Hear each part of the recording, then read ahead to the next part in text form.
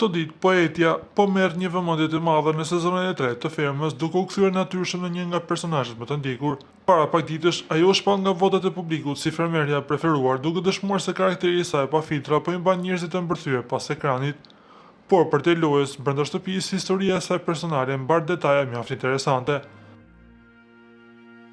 Mimoza, e cila është nënë e dy vajzave, ka ndarë vite të rëndësishme të jetës me studiuesin dhe akademikun e njohur Aurel Plasari. Megjithatë, kjo martesë përfundoi pikërisht për shkak të përplasjes së dy botëve thellësisht të kundërta. Shpirti bohem, rebel dhe i lirë i poetes e kishte të pamundur të bashkëjetonte gjatë me korniza dhe rregullat strikte të një jete akademike. Këtë mospërputhje, ajo i kujtoi me doza humori dhe gjatë bisedave në Femrë, duke treguar se ish bashorti i paralajmëronte miq të shmangnin bisedat me të pas mesnate. Kjo nevojë për liri absolute është e njëjta arsye pse ajo ruan një qëndrim aq kritik ndaj burrave shqiptar. Sipas Mimozës, ata shpesh kanë një qasje dominuese dhe pronësie ndaj partnerëve të tyre.